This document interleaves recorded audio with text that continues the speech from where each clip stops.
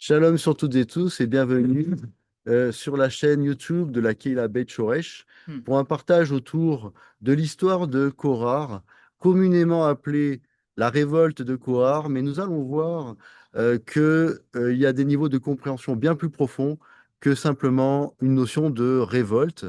Et nous allons essayer de cheminer avec vous à travers cette histoire. Et dans un premier temps, Jean-Claude va nous permettre d'avoir une autre compréhension, de développer une forme de compréhension de cette révolte, notamment en parcourant l'hébreu et certaines notions. Et j'aborderai, moi, dans un autre temps, que le niveau de la pensée, va voir ce qui se passe au niveau des pensées, et c'est d'actualité. Mhm. Et puis, on va commencer tout d'abord avec Fred, qui va nous présenter la généalogie de Korah. C'est très important quand on étudie la Torah, quand on étudie le texte biblique, de saisir la personnalité des personnages. Et on le voit aussi au travers de la généalogie. Et tu confirmeras, Fred, que la généalogie, c'est très important dans l'étude. Et il y a une question au standard. Mhm. Je crois que notre ami Fernand a une question. Tu penses que sa généalogie a une influence? Et oui, Fernand, la généalogie, c'est fondamental. Pourquoi c'est fondamental? Ça fait partie de la pensée juive, vraiment, c'est intégrant. Si vous manquez de conviction là-dessus, replongez-vous dans l'évangile de Matthieu, vous verrez la généalogie du Mashiach, relisez à voix haute d'ailleurs chaque nom, et vous verrez que cette question de la généalogie est fondamentale. Quelle était la généalogie de Korah? Tout part de Kehat. Kehat a eu 4 enfants, Amran, Yishar, le numéro 2, Hébron, le numéro 3, et Uziel, le plus jeune. Les enfants de Amran sont très connus, Moshe, Aaron et aussi Myriam. Korah descend du deuxième fils de Kehat. Korah descend de Yishar. Hébron était le troisième et Uziel a eu un fils qui s'appelait Élisaphan. Et ça, c'est très important parce que Moshe va désigner Élisaphan, descendant du quatrième fils, comme prince de la tribu. Et là, on a la genèse, d'une certaine façon, la source des problèmes. Selon Corée, dans sa pensée à lui, c'est pas normal que le prince ne descende pas du deuxième, mais du quatrième fils.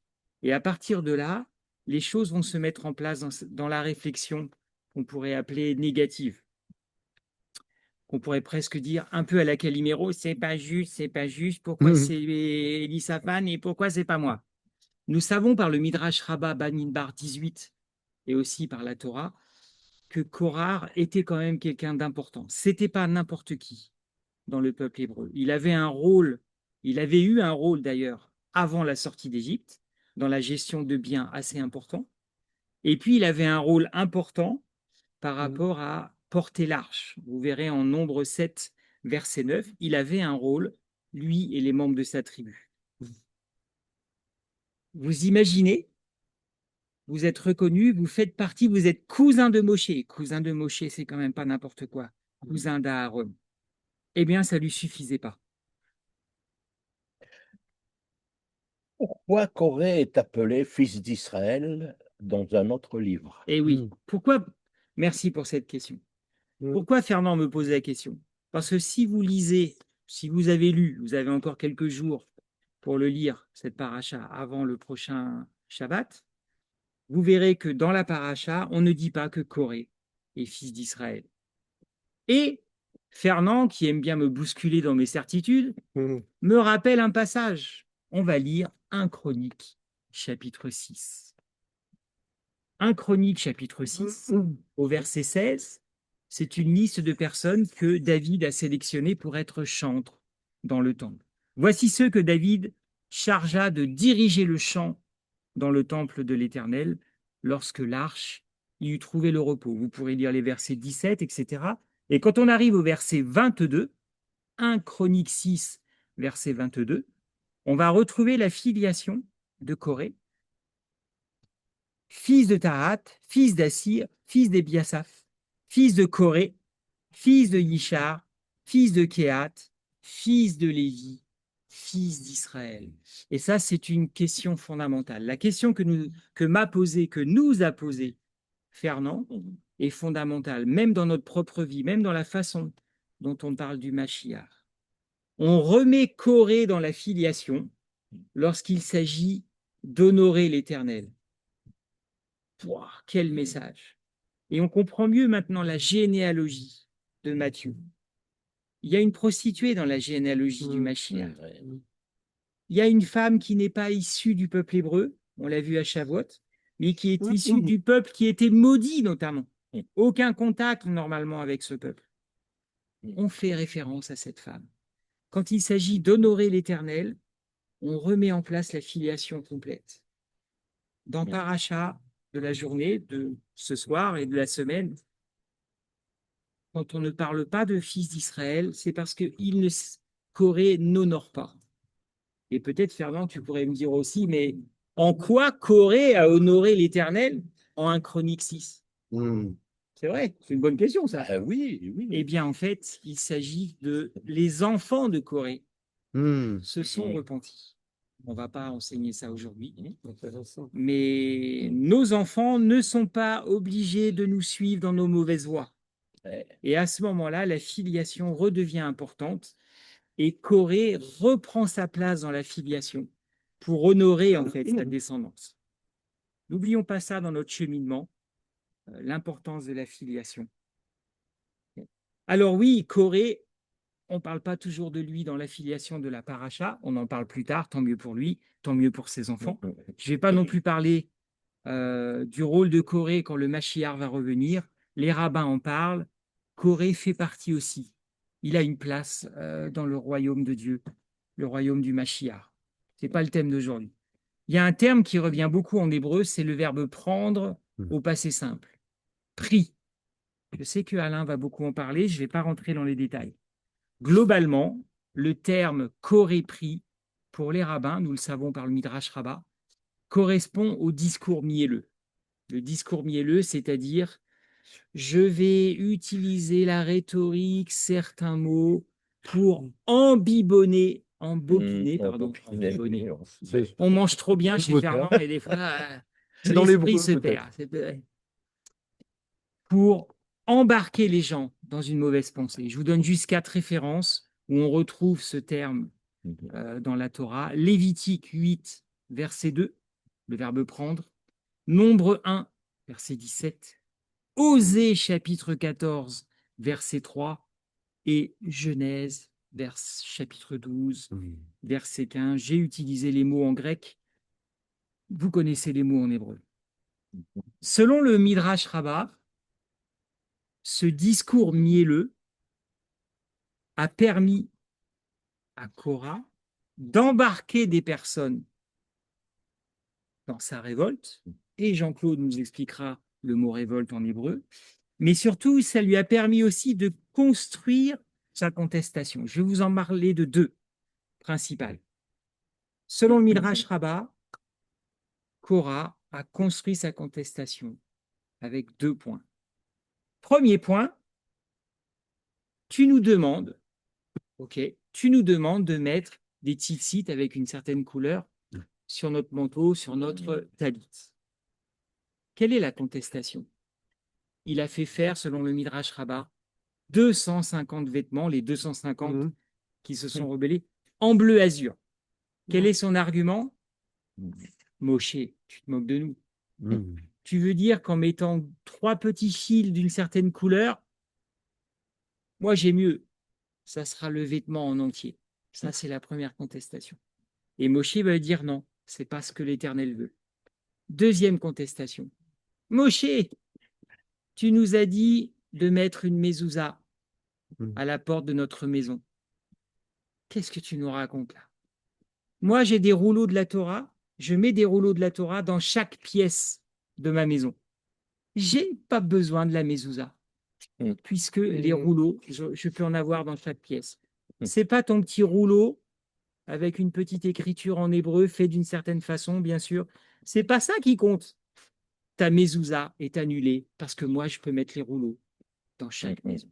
Voilà 2 des contestations selon les sages d'Israël, deux argumentations, discours mielleux, Hmm. et qui a embarqué beaucoup de gens avec lui, qu'ils soient lévites ou qu'ils ne le soient pas. Je ne vais pas rentrer dans les détails, mais peut-être déjà vous commencez à voir les liens avec certains modes de pensée qui existent maintenant. Restez avec nous, vous verrez. Alain va nous en parler. Merci beaucoup, Frédéric. Tu avais encore des éléments à nous apporter? Oui, Ou pas? j'aurais terminé par Corée fait partie des 4 types d'impies, Ah. selon les sages. Fernand pourrait me demander quels sont les 4 types d'impies. Tu peux peux me demander expliquer, Fred, les arguments de Corée? Ouais, les arguments de Corée qui font qu'il soit un impie. On vient de les voir. Hmm. Et tout ça fait en sorte Mm. qu'il s'adonne aux querelles. Il y a 4 types d'impies selon les sages.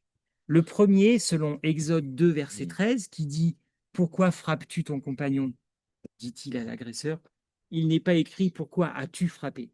Il est écrit « Pourquoi frappes-tu » Le premier impie, c'est la personne qui va lever la main sur l'autre, même s'il ne frappe pas.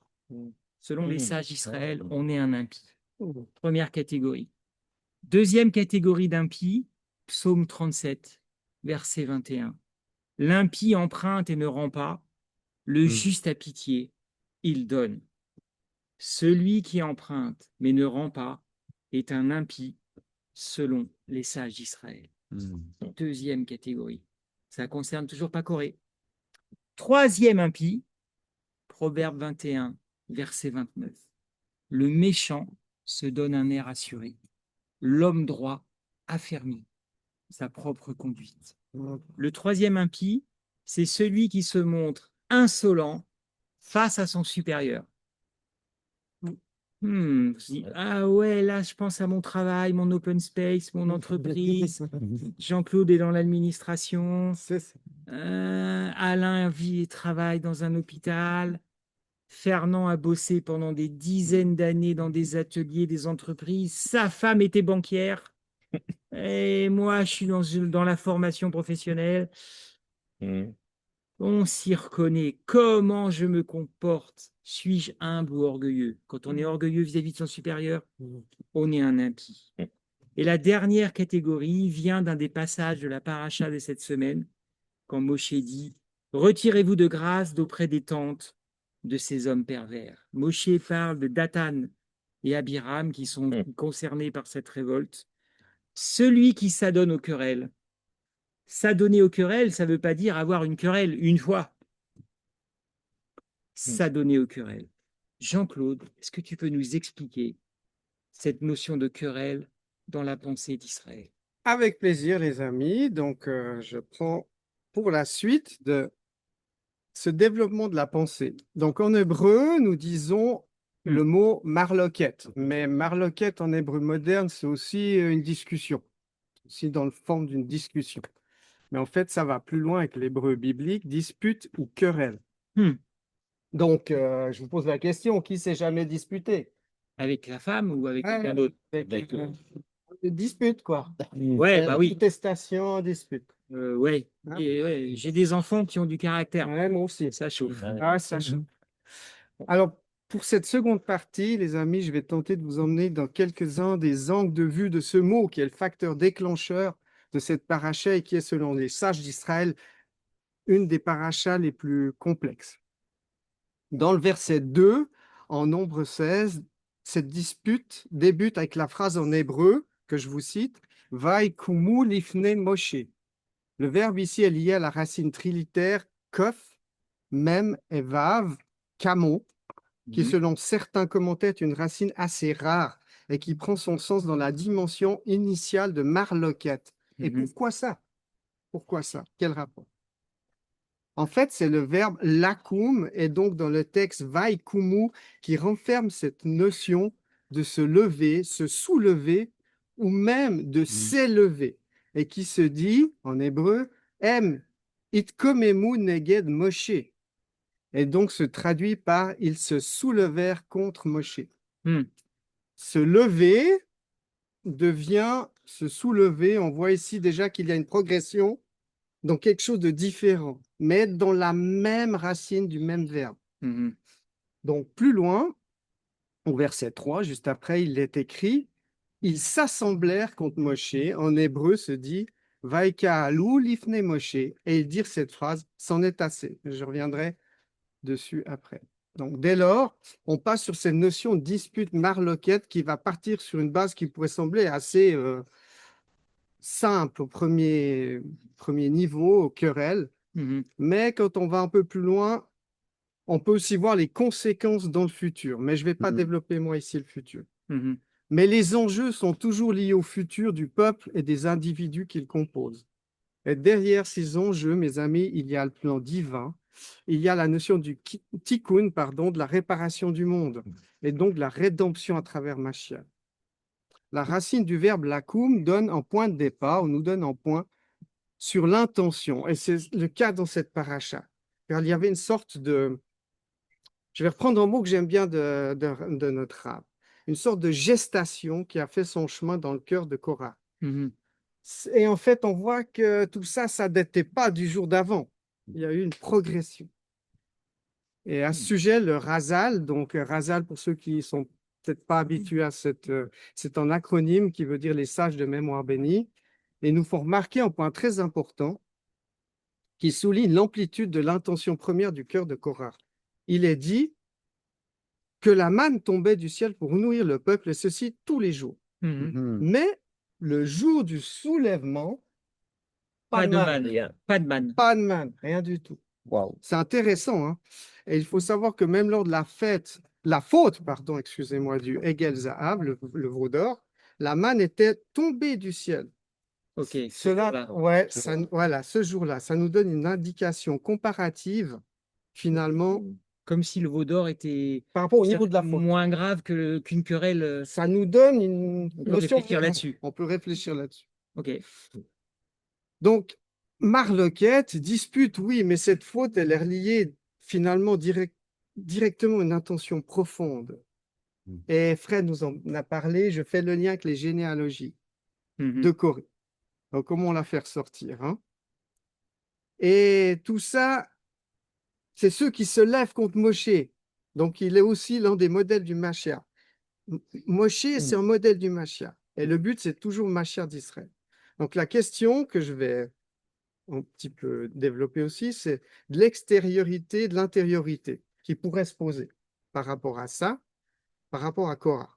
Donc, que se passait-il alors avec cette intériorité de Korah dont je vous donne un développement? Korah, pardon, je vais vous parler plutôt de l'extériorité d'abord, excusez-moi. Quand tu dis extériorité, c'est les actions de Korah. Les C'est ce qu'on actions voit et le extérieur. contexte Le contexte, extérieur. d'accord. Voilà, ce qui prévalait de son, on va dire aujourd'hui, on parlerait de notre image. Mhm. Voilà. Sa vie, Donc, quoi. voilà. Son vie. Korah, Ce qu'il y a autour de lui, quoi, le Alors, contexte et puis. exact. Alors, Korah et sa femme, c'est clair qu'ils avaient de très grands mérites, tu l'as Mhm. dit. C'est Mhm. pas n'importe qui. Ils avaient des serviteurs qui faisaient pour servir, et ils faisaient tout, ils faisaient au mieux en tant que serviteurs pour servir Hachem, Mhm. le mieux possible. Ils avaient aussi une position très élevée parmi le peuple. Oui. Dans l'intériorité, Rachid nous rapporte, c'est bien la jalousie, comme tu l'as expliqué, je vais pas revenir dessus, de la nomination, hein. Mhm. Et c'était nommé sur ordre de qui? Sur ordre de Hachem comme prince sur les enfants de Kehat. Mhm. Donc les commentateurs de la paracha relèvent qu'il y a un lien, le zèle, ce zèle, mes amis, qui habitait Korah. Et il voulait servir Hachem, poussé par un besoin très puissant, finalement, Mhm. de s'élever spirituellement. Donc, par rapport à ça, dans ce cas, le contexte de l'époque, c'est aussi quelque part lié au service de la tente d'assignation du Mishkan. Donc, il y a tout ça en fond derrière. Donc, on voit ici dans ce contexte sa position très spécifique. Nous savons que lors de la purification des Lévites, Moïse a ordonné qu'ils soient rasés de la tête aux pieds, ce qui leur avait valu une certaine humiliation. Parce qu'il faut comprendre que la chevelure, la barbe donnée à ces hommes d'honneur est dignité, symbolisant le renoncement de la possession de leurs biens terrestres. Poilu, barbe, correspond à richesse. Rasé correspond plutôt à pauvreté. Donc là aussi, on pourrait Donc, moi, j'ai de l'espoir, quoi. discuter. Ben, c'est intéressant parce que il y a une élévation du rang de fonction, mais par le maître lui-même. Mm. C'est Hachem qui place, c'est Hachem qui élève, c'est Hachem qui place dans la fonction. Tandis que Kohar, là-dedans, en quelque sorte, il a dû redescendre dans le rang Ça fait Dans- partie du processus, alors. dans le sens de l'échelle sociale. Ouais. On va en parler un petit Mm. peu, mais Ouais. c'est à transposer à notre époque. Mm. Mm. C'est étonnant parce qu'il dit qu'il s'élève et en même temps, finalement, il y a comme un abaissement. Oui, exactement. Mm. Donc, Kohar, pardon, le vécut comme une certaine injustice. Et on le voit dans cette réaction en chaîne que l'extériorité agit finalement aussi avec l'intériorité et vice-versa. Mm. Donc, il y a un Mm. zèle marqué par un ego qui peut cacher de prime abord, peut-être en feu incontrôlable par la suite. Mm. Est-ce que nous ne sommes pas aussi prompts à crier à l'injustice, les amis? Et voilà, je prends ma petite coquille et je reviens sur ce qui a déjà été souligné par Fred. Et j'ai pensé la même chose avec un petit bonhomme qui s'appelle Calimero. Alors, c'est pour ceux, mes amis, qui ont plus de 50 ans et ils savent de quel petit personnage je Oui, parle. italien, je crois. Je crois que c'est Mais, un dessin animé mais italien. vous pouvez faire une recherche sur le net et vous trouverez, tapez Calimero et vous Il a verrez une phrase célèbre. Hein. il a une phrase célèbre, emblématique. Exactement. Et là, envoyez-les dans les commentaires. Et si vous la trouvez en hébreu, ce sera toujours aussi intéressant. Donc, je poursuis avec la question finalement de notre propre ego qui immédiatement derrière, il y a aussi la pureté de nos intentions. Mm. Mm. Pureté de nos intentions qui nous parle au travers de Korah. Ce que soulève Rachi au fond, c'est que Korah n'était pas prêt pour servir le peuple, la communauté et la communauté. Il avait été attiré par la chose. Alors ça, c'est quelque chose que j'ai découvert, la chose, qui se dit en hébreu Negiyut Badavar. Et c'est bien cela qui jaillit et qui représente le cœur et l'origine de la marloquette. Ah, l'intérêt pour la chose. Qu'est-ce que c'est? Le Midrash nous donne un commentaire simple, mais assez parlant. On a deux collègues dans l'entreprise, ça me parle. Deux collègues dans Là, tu fais une l'entreprise. image, une parabole. C'est une petite parabole. Une petite parabole. Transposition. Donc, deux collègues dans la même entreprise ont exactement la même fonction. Ça me parle pas mal.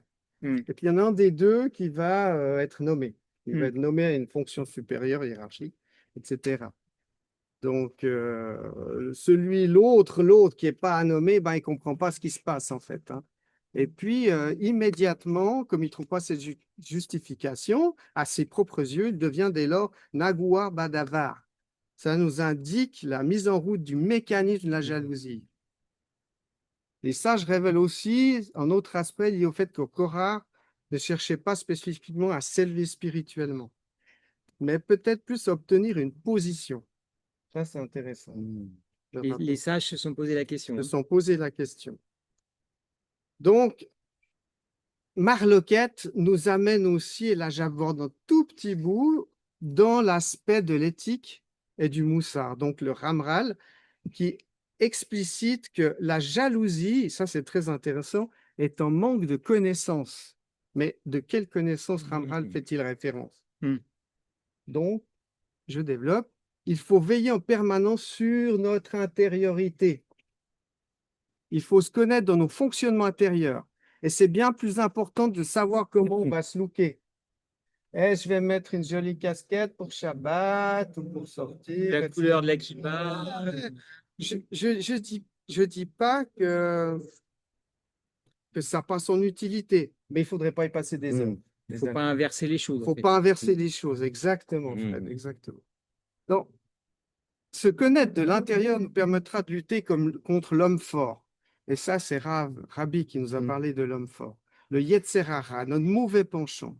Et selon le traité Yoma 31b, vous pouvez regarder ce traité, et à ce propos, il est dit encore que ceux qui agissent sous la jalousie ne savent pas et ne comprennent pas que personne ne peut empiéter sur la partie destinée à son prochain. Répète. Alors, il est dit à ce propos que ceux qui agissent sous la jalousie, voilà, donc je suis agi par la jalousie, ne savent pas et ne comprennent pas que personne ne peut empiéter sur la partie qui est destinée à son prochain. Ah, ok, Mais là, je fais le lien avec Hachem. si on est jaloux, on, Ouais. on ne respecte pas l'autre. Un, On, un on ordre établi. rentre dans l'univers de On l'autre, rentre dans l'univers de l'autre et alors que c'est pas sa place. il faut comprendre les dispositions, les positions que Hachem donne. Attention avec les positionnements. Ouais, Daniel en a un peu parlé, je crois, dans son drach. Il disait, Tout à fait, hein, ouais. il en a un petit Ouais, peu il y a un parlé. petit Ok. aspect, on va Ok. pouvoir Ok, Alors, ok, ok. les amis, comment ça se traduit dans nos vies? La leçon est quand même assez dure. Et elle touche toute la communauté pour se remettre en question. C'est sensible tout ça. Par contre, pour Moshe, l'attitude de Corée est un piège pour lui. On voit ici sa grandeur d'âme. Celui qui s'en est remis directement au jugement divin, hein, il a toujours cette bonne attitude parfaite. Voilà. Et on voit donc qu'il s'en remet à Hachem avec l'encens, etc., qui offre une bonne odeur. On voit qu'Hachem, il y a un lien avec l'odeur quand il reconnaît. Donc, le sens de l'odeur, Rabbi nous avait formé là-dessus aussi. Il y a toute une Ouais, je crois que Shaoul en parle, hein, l'apôtre Shaoul en parle de ça. l'odeur. Parfum de bonne odeur. Parfum de bonne odeur. Donc, c'est très important, c'est un sens important. Hmm. Donc, ça veut dire quoi tout ça? Comme je vous l'ai dit, c'est Hachem qui fixe les limites. Ne fixez pas les limites vous-même. Ouais. C'est ce que démontre un peu cette paracha. Il faut accepter notre place. Il ne faut pas empiéter sur notre frère, notre sœur dans la communauté et même, je dirais, en dehors dans la vie. Oui, parce que c'est valable aussi pour quelqu'un C'est qui n'est pas valable Au croyant. travail, dans la famille, C'est valable pour la vie de tous les jours. Sur le On a parlé parking. du travail, dans le couple. le parking, la voiture. Ou la voiture. On dit souvent on dit Oui, que le cœur des gens se révèle quand vous leur donnez un volant, hein. ouais. Je ne sais pas si vous conduisez, Il y a mais eu un gros travail à faire, hein, C'est vrai. personnellement. Ouais. Mm. Ça va mieux. Ok, Enfin, c'est je pense que ça va mieux. tu as une voiture qui roule tout seul maintenant? Tu as une Tesla qui fonctionne toute seule? Non, pas encore. Pas encore. Peut-être pas. Mais voilà, moi je voulais juste vous partager tout ça, c'est qu'on peut tirer quelques points pour une leçon. Donc, je pense qu'il faut prendre Ok. exemple sur le plus humble de tous, qui est Moshe. C'est très important de comprendre ça, qui a un cœur, qui face à un cœur rempli de frustration, celui de Korah, ne Mhm. juge pas lui-même. Et il expose le cas devant le maître du monde avant toute chose. Mhm. La deuxième leçon, Korah, il conteste une décision sur un ordre d'Hachem, et donc une autorité au sein du peuple, de la communauté. Cela pose la question d'accepter notre place sans vouloir toujours plus. Ouais, mais Moi, j'aimerais bien quand même un petit peu faire ce Mais que on peut Fred tout- y fait. on peut vouloir grandir quand même. Il peut y avoir une bonne jalousie. Voilà, la jalousie, Dans je veux l'exemplarité, progresser, je dans la veux dans le progression, Torah, dans la progression. utiliser les dons que j'ai, pas me Exactement. cacher dans mon coin. amélioration, Voilà. accepter la Donc, rectification. c'est l'intention profonde. On a le droit de se bouger, comme dirait le Rav. Ouais. On a le droit de se bouger. Oui, il faut se bouger D'accord. dans l'action. Mais on respecte, en se bougeant, on respecte l'espace de l'autre. On respecte.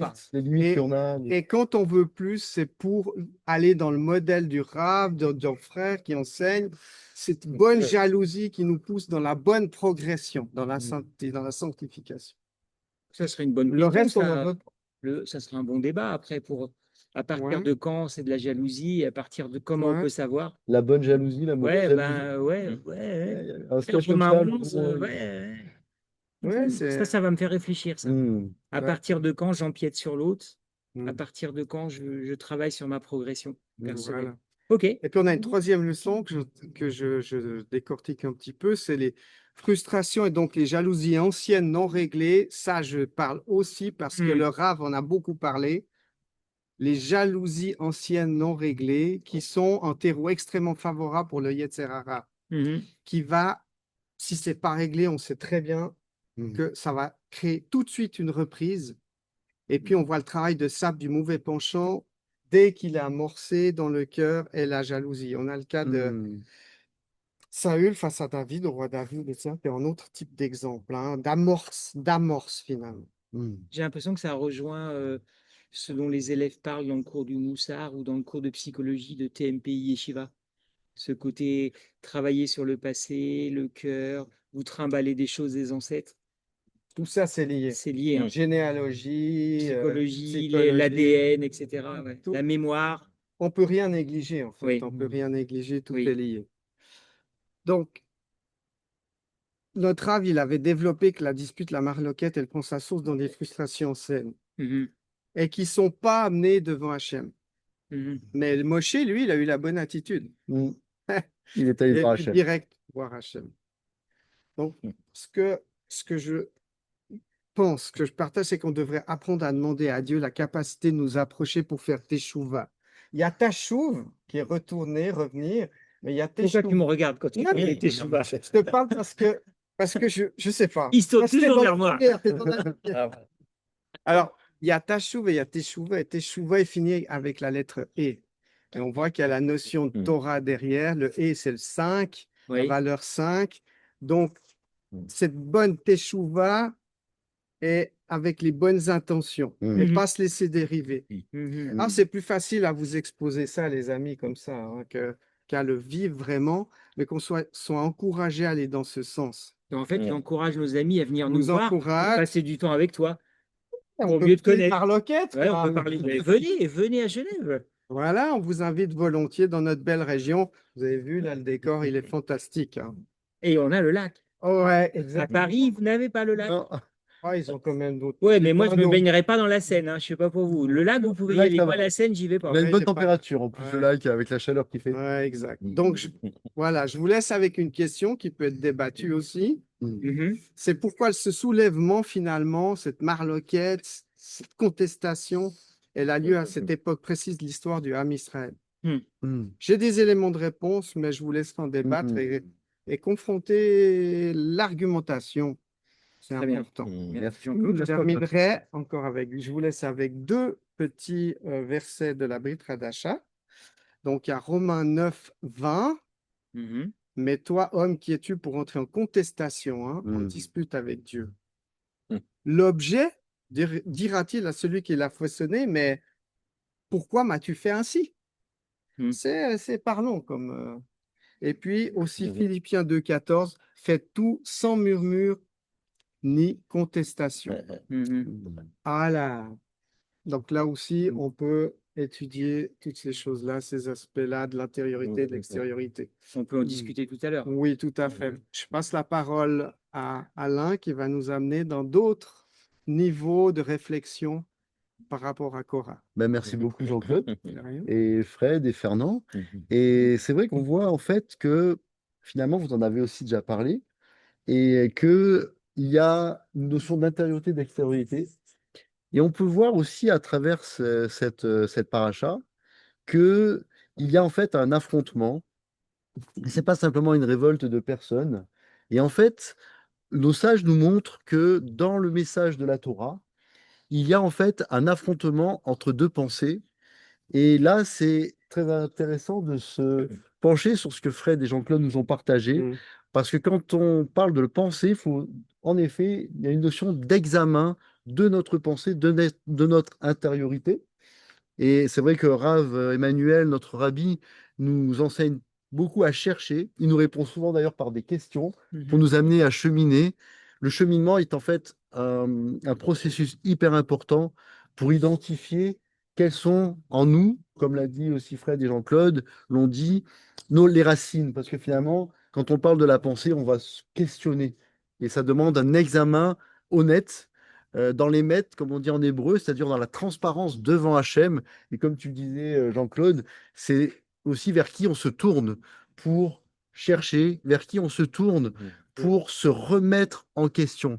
Et Rav Emmanuel, notre Rav, nous enseigne beaucoup de nous questionner au regard d'Hachem et non pas à notre propre regard, au regard des autres personnes. Comme tu disais, Jean-Claude, c'est pas seulement l'apparence. Ouais, je mets l'équipage, je mets le talit, je fais les prières, comme nous disait Rabbi. C'est pas seulement ça, mais ça va beaucoup plus profondément.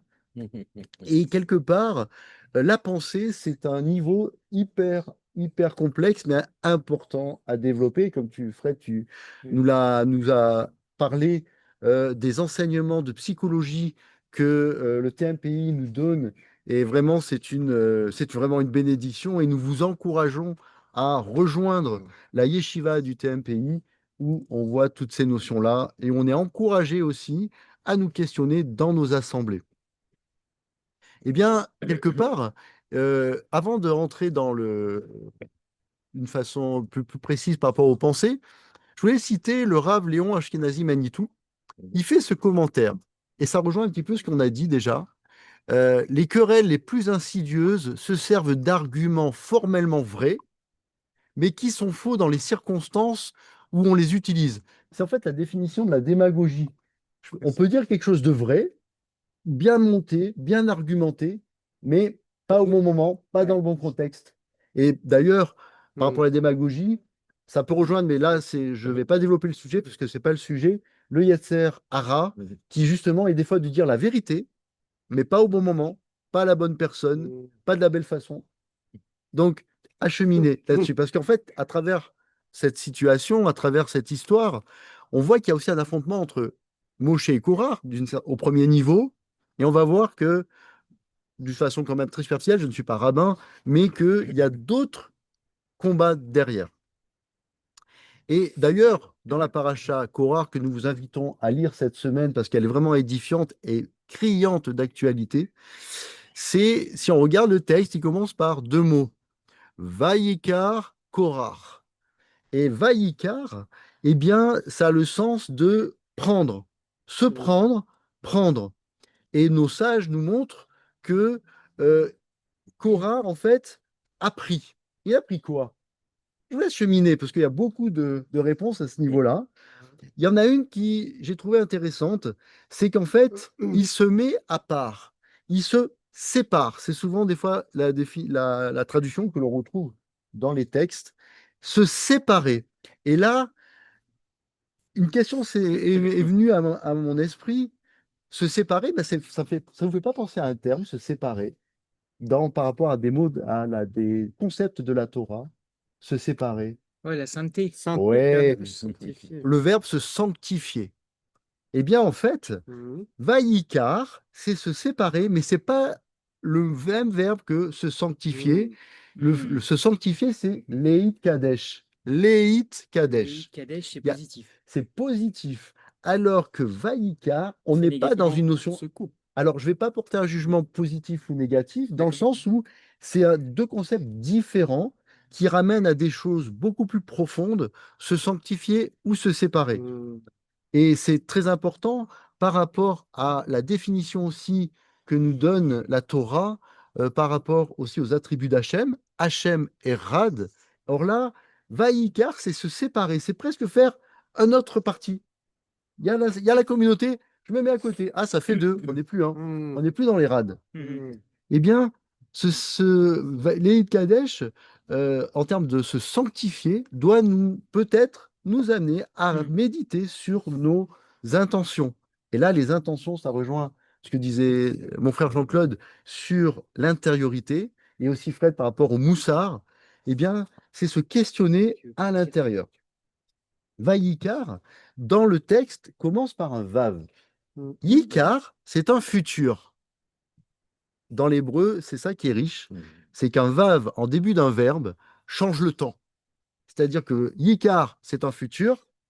On voit aussi une intention de Korah pour le futur. Et le vav vient le mettre au passé. Et en fait, dans son positionnement, on connaît la fin dans l'histoire de Korah, parce que comme Fred nous l'a dit, dans le Olam Haba, dans le futur, Korah aura une place.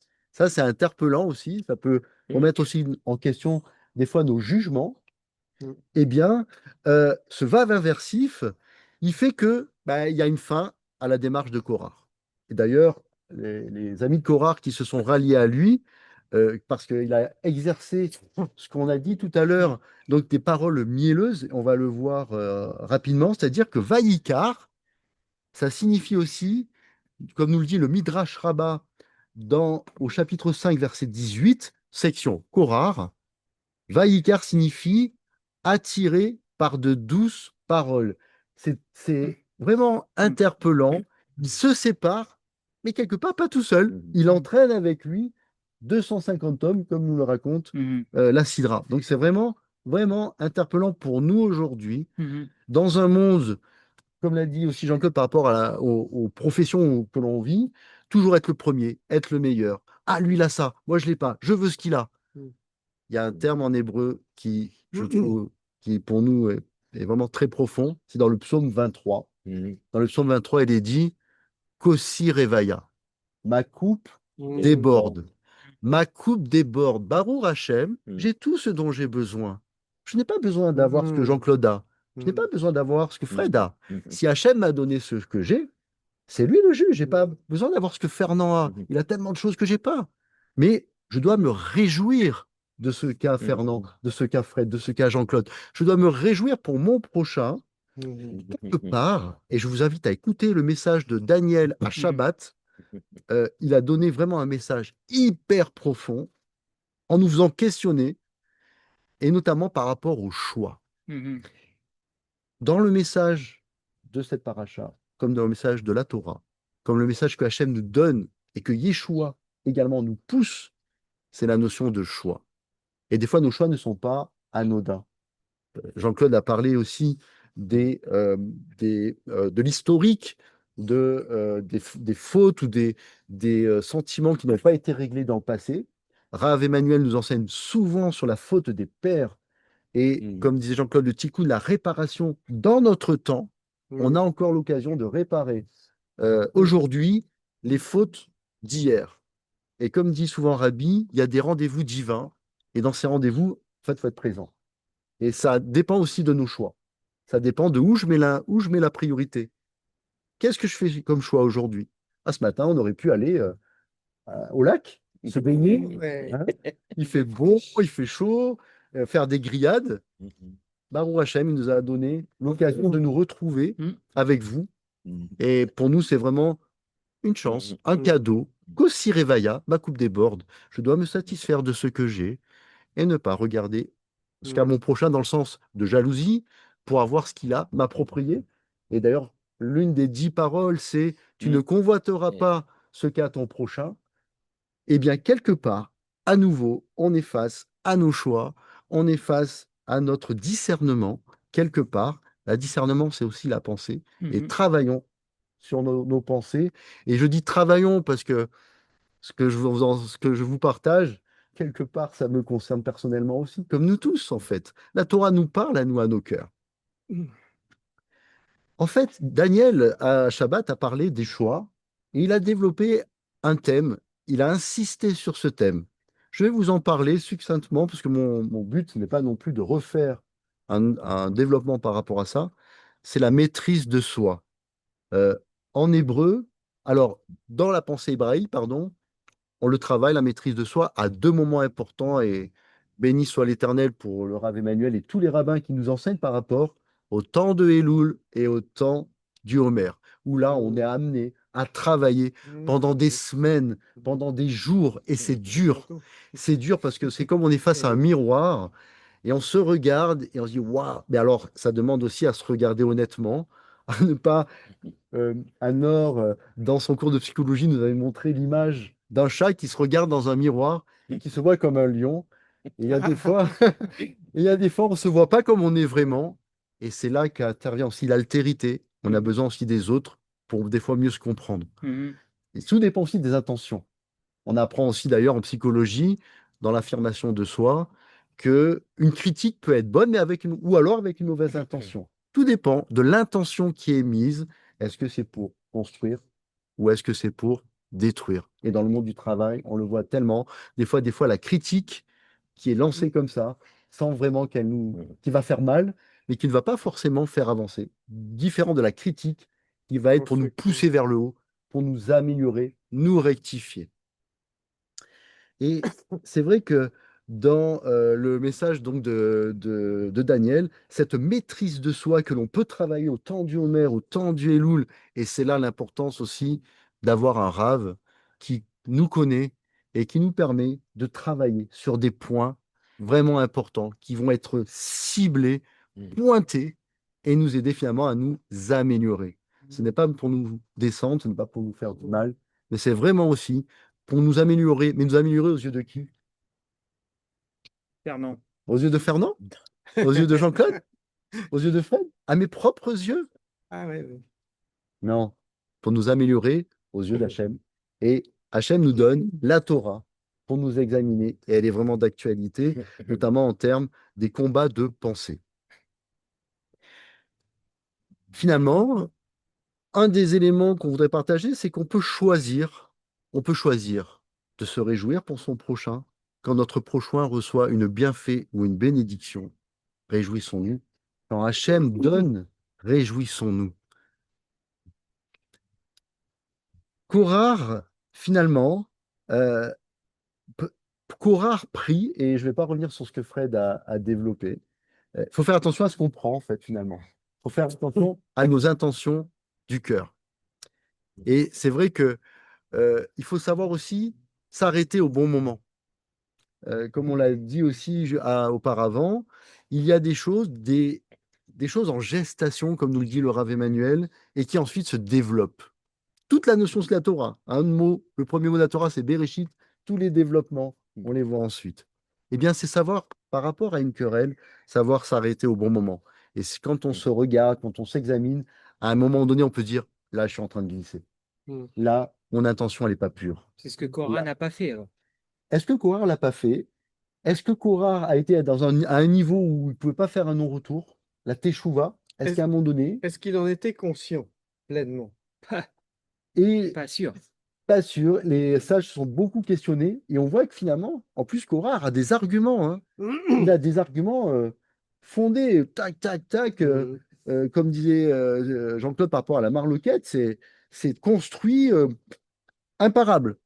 Sauf que nos sages nous montrent aussi, les sages d'Israël nous montrent que c'était pas au bon moment, de la bonne façon, et il n'y avait pas la bonne intention, et c'était pas aligné avec les plans divins. Souvent, Rav Emmanuel nous enseigne, dans notre travail sur notre intériorité, à aligner nos émotions, nos intentions sur les émotions qui glorifient Hachem, sur les intentions qui sont alignées avec sa volonté. Comme dit Yeshua, au moment où il va être accusé, crucifié, eh bien, il dit au Père, il se tourne vers le Père, et Daniel en a parlé d'ailleurs à Shabbat, il se tourne vers le Père et dit, ta volonté et non pas ma volonté. Non pas ma volonté, mais ta volonté. Se tourner vers Hachem, se tourner vers lui pour nous examiner, nous aider aussi à avancer. Il est vivant, la Torah est vivante, elle est d'actualité, notamment aujourd'hui par rapport à ce qui se passe dans le monde. En fait, on voit aussi dans l'attitude de Korah, alors est-ce qu'il l'a fait volontairement ou pas? En fait, les sages nous montrent qu'il s'est adressé au chef des tribunaux et avec des paroles comme il faut, bien, bien formulées, eh bien, en fait, il a fait tourner comme ça le cœur et la pensée de 250 hommes. Il a associé des gens. Oui, oui, il a embobiné. Il a embobiné. Comme tu l'as dit. Et c'est un combat de pensée. Euh, en fait, si on se réfère à un commentateur qui s'appelle Martin Buber, il nous fait réfléchir sur la pensée de Korah, en hébreu Korah, en français Corée. On voit qu'il y a un combat entre Moshe et Korah, mais pas seulement un combat de personnes, ça les dépasse. Il y a une lutte de pensée, en fait, derrière eux. Et Moshe a vu aussi le futur. Il a vu le futur par rapport au danger auquel étaient exposés les Béné Israël lorsqu'ils allaient rentrer en Canaan. En Canaan, comme vous le savez, et comme la Torah nous le montre, il y avait des peuples qui avaient des pratiques idolâtres abominables. Ils étaient dans une pensée spirituelle étrangère à Hachem, au point que la terre ne pouvait plus les supporter. Et Hachem avait choisi, là on a encore la notion de choix d'un peuple par rapport aux autres. Eh bien, les Bnei Israël devaient rentrer dans cette terre avec la pensée d'Hachem. Or, le danger, c'était qu'une fois qu'ils rentrent dans la terre d'Israël, c'était qu'ils soient contaminés par la pensée des habitants de Canaan, et cette pensée qui est reliée à leur propre divinité. Les Israël avaient marché avec Hachem jusqu'à la porte de la terre d'Israël, et Moshe a vu que le danger, c'était qu'ils soient contaminés par une pensée étrangère. Qui était cette divinité? Qui était cette divinité qui menaçait la pensée des Bnei Israël? Et Moshe, quelque part, a vu ce danger Mm. et lui était rempli de la pensée d'Hachem, avec qui il était panim alpanim, comme nous l'enseigne tellement profondément le Rav Emmanuel. Panim alpanim, et cette transmission de bouche à bouche.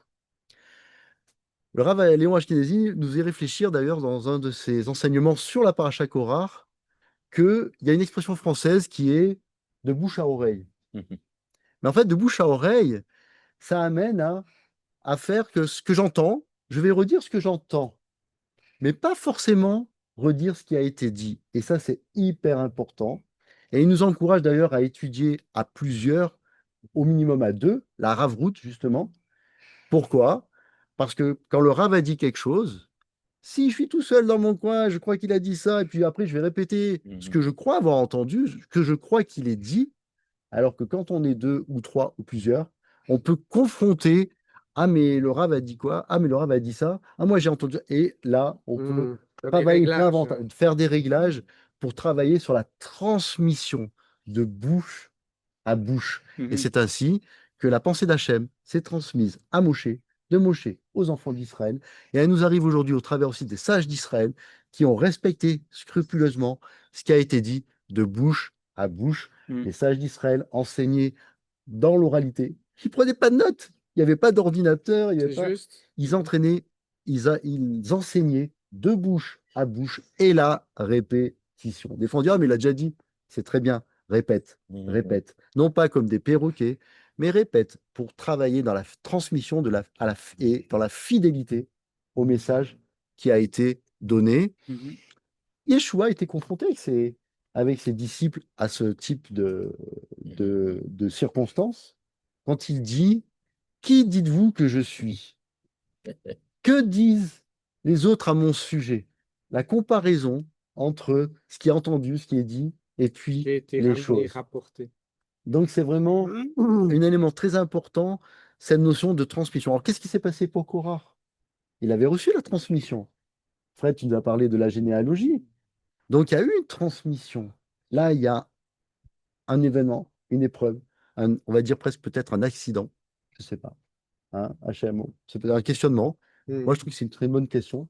Est-ce que Korah avait conscience de ce qu'il était en C'est train ce de qu'on faire? disait, hein. Il est allé au bout, en disant en plus, et ses amis disent, nous ne montrons pas. Moshe va les voir, il essaye de les convaincre. On parlait aussi de ce qu'un frère peut faire pour les autres, pour les aider. Non pas, regardez, je suis le meilleur, vous êtes moins bon que moi. Au contraire, l'humilité de Moshe qui, lui, d'ailleurs, quand il est attaqué, va, euh, on dit, se jeter à face Prosterner, contre ouais, terre. contre terre. Et il s'humilie, il va voir Korah, il va voir tous pour essayer de les raisonner, mais pas les raisonner selon sa pensée à lui, mais selon la pensée de Hachem. Cette transmission que, il a reçue, que Korah avait certainement reçue. Ça, c'est une question. Korah, qu'avait-il reçu? Qu'a-t-il compris? Comment se fait-il que dans cette situation, il se lève contre Moshe et Aaron, il remet en question deux éléments importants, et c'est là qu'il va s'attirer avec lui des amis. Il va dire aux uns, mais Aaron, pourquoi est-ce qu'il a été nommé prêtre? Hum, Vous aussi? Et moi, comme disait Fred, dans ma position généalogique, j'ai le droit, pourquoi Aaron? Et il va aller voir les Rubénites et leur dire, mais c'est vous la tribu des premiers-nés. Pourquoi c'est Moshe qui a reçu la royauté? Donc tout ça, c'est des questionnements, et on voit que quand les Enfin, questions, ce qu'il assimile à la royauté. ce qu'il assimilait à la Ouais. royauté, Parce que c'était aussi un bruit de couloir. un bruit de Gna, couloir, gna, gna, gna. et Un Rachel, bruit de tente, on dira. un bruit de Un tente, bruit de tente. plutôt. tu vois, on parlait tout à l'heure des murmures, attention aux murmures, et aussi nos murmures du cœur, les murmures qu'on a des fois dans la pensée. Ah, nanana, lui, ah, bah lui, c'est pour ça, nanana, nanana. Et ça, c'est des processus qu'il faut à un moment donné dire stop, Faut être parce que vigilant. c'est des germes, être vigilant, parce que c'est des germes pour le futur. Le futur de Korah, ça a été quand même de tomber dans le gouffre. Et ils ont dit, ils ont dit à Moshe, quand Moshe est allé les voir pour leur dire, revenez, revenez, euh, regardez, eh bien, Dathan et Abiram lui ont dit, nous ne monterons pas. Et on voit dans la paracha, dans la Torah, que finalement, non, en effet, ils ne sont pas montés, ils ont été jetés au fond du gouffre. Attention à nos paroles. attention à ce Qui que est l'on dit. dit peut avoir des conséquences, on le voit très bien dans le futur. On a un impact Exactement. quasiment direct Il y a un impact. sur nos On, parents. on a là une parole qui peut générer des choses. Il faut faire très attention en veillant sur notre cœur, sur nos pensées. Et la pensée souvent précède la parole et les actions. Donc c'est très important de travailler en amont. On peut encore dire stop quand on regarde vraiment les choses avec honnêteté. Donc Moshe est rempli de la pensée d'Hachem. De quelle pensée pouvait être animée Korah? Quelle pensée avait pu contaminer celle de Korah? Les sages nous montrent qu'en fait, il y a un combat aussi spirituel entre deux pensées, la pensée d'Hachem et la pensée de Baal-Péor. Qui est Baal-Péor? Je vous invite à chercher par rapport à Baal-Péor. Il y a tout un enseignement par rapport à Baal-Péor. Souvenons-nous aussi qu'avant cette paracha, il y a eu un événement hyper important. C'était dans la paracha chez l'Arléra. Eh bien, il y a eu l'envoi de 12 explorateurs en terre de Canaan. Ils sont revenus, ils ont fait un rapport. Deux ont vu que la promesse d'Hachem pouvait se réaliser et qu'ils pouvaient rentrer, Hachem était avec eux, et ont défendu la terre avec un Lachon Kodesh, une bonne langue, une bonne parole, un bon témoignage, quand 10 autres, eux, ont fait un rapport très négatif sur la terre en faisant quelque part, on en a parlé tout à l'heure, du Lachonara. Est-ce qu'on peut parler de l'œil, hein, peut-être? Le regard qu'ils ont eu, l'œil Alors, il y a l'œil, osé. il y a la pensée aussi, parce que les sages nous montrent que en fait, les 10 explorateurs, ils n'avaient pas un niveau d'incompréhension, c'est pas tout à fait ça. Ils avaient, le peuple d'Israël est arrivé à un niveau de sainteté, de compréhension. C'était, comme nous dit les rabbins, ils étaient comme des géants en termes de connaissance, de sagesse. Comment se fait-il que les 10 explorateurs, on les appelle comme ça en français, font un rapport aussi négatif sur la terre promise bénie? Eh bien, on voit qu'ils étaient contaminés dans leurs pensées. C'est-à-dire que dans leur raisonnement, les sages nous montrent qu'ils étaient bien dans le désert. Ils avaient tout, la manne, qui leur était donnée gratuitement chaque jour. Ils avaient tout ce dont ils avaient besoin. Les sages nous disent même que en mangeant la manne, aujourd'hui on dirait, on pourrait penser à une bonne pizza qu'on aime bien. La manne avait le goût de la bonne pizza. Et si j'avais envie de manger du chocolat, la manne avait le goût du chocolat. Alors c'est bien. C'est énorme, sans effort, sans industrie, sans. Ils étaient bien. Ils n'avaient pas besoin de cultiver. Ils étaient contaminés par une pensée ou dans le désert, ils avaient tout ce qu'il fallait. Et ils savaient très bien qu'en rentrant en Eretz Israël, ils allaient devoir travailler. En fait, finalement, ça se joue en termes de pensée. Comment est-ce que on pense? Est-ce qu'on regarde comme Hachem nous regarde ou est-ce qu'on pense selon nos propres compréhensions? C'est pour ça que c'est très important de confronter aussi nos pensées entre nous pour pouvoir justement vérifier qu'on n'est pas dans un faux culte. Parce que finalement, Korah était honnête. Enfin, il a vu Hachem, il a vu les miracles. Il était quand même un Il était notable. témoin. Il était témoin, il était quand même un sage. Et à son insu, les sages nous montrent qu'en réalité, il servait Baal, un Baal mystique, dans la mesure où, dans sa pensée, euh, il pouvait, il devait, le projet, c'était de vivre d'une façon uniquement spirituelle, pas travailler, et Ah, être complètement dans que dans un niveau. un niveau spirituel.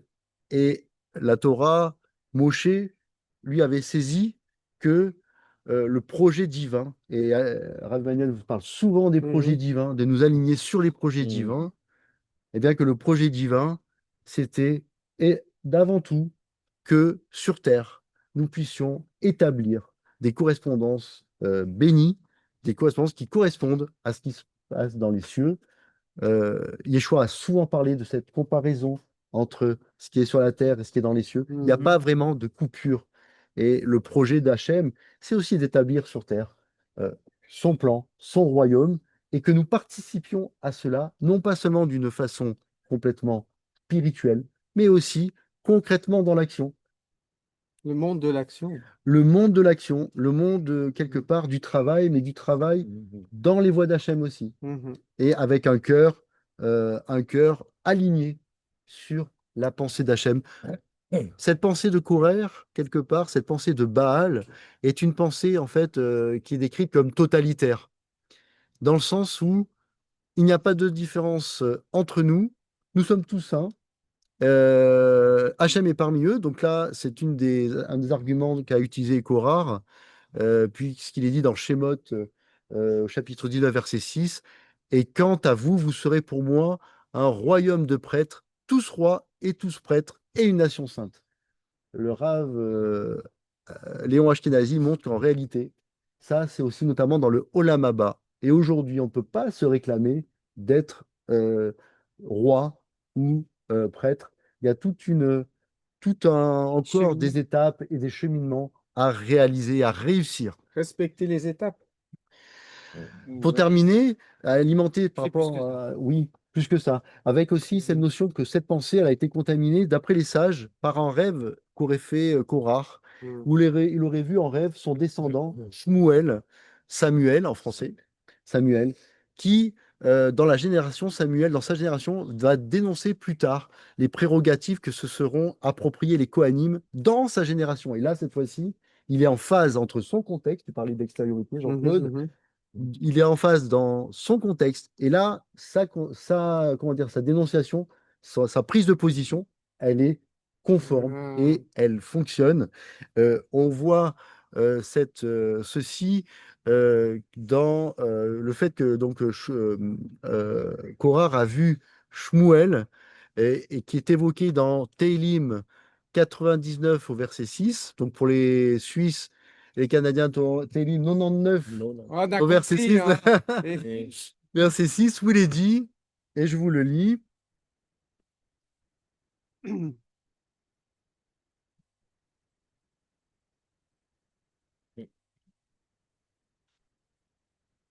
Il se moque des Suisses, mais il met du n'est-ce pas, chrétien. hein?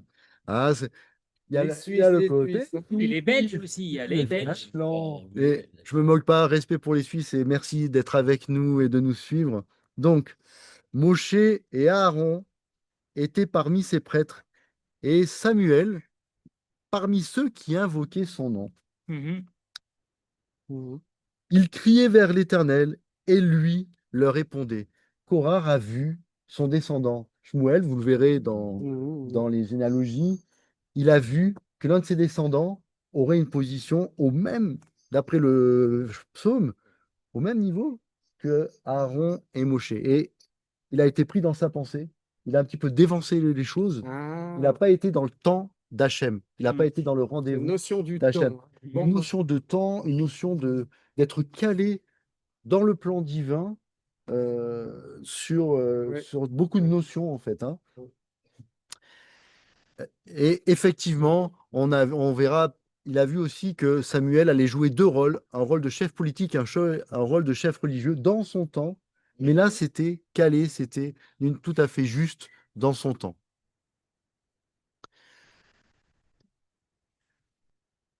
Ça fait réfléchir quand même toutes ces choses-là par rapport à la pensée. Euh, Baal, en deux mots, c'était un dieu, le dieu de l'agriculture notamment. Il est lié à l'humidité, à l'eau.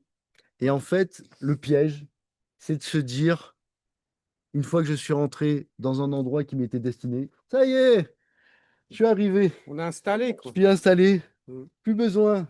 Puis Mhm. j'ai connu pendant 40 ans, Mhm. tout m'était donné, plus d'efforts. Mhm. Et là, c'est le piège. Et là, c'est le piège que Baal nous tend à tous, et aujourd'hui encore. Parce qu'en fait, aujourd'hui encore, on est dans comment dire, des combats de pensée. Euh, on est aujourd'hui aussi face, dans l'actualité, en ce qui concerne par exemple le conflit au Proche-Orient qui oppose Israël à ses ennemis déclarés. Ce n'est pas le sujet, mais on est complètement aujourd'hui confronté aux querelles. Qu'est-ce qui est dit? Qu'est-ce qui est entendu? Qu'est-ce qui est transmis? Il y a aussi beaucoup de mensonges, beaucoup de déformations, et ça demande quelque part de l'humilité, d'aller chercher l'information, et peut-être des fois, ça peut aller contre ce que je voudrais, contre ce que nous voudrions, et accepter l'acceptation.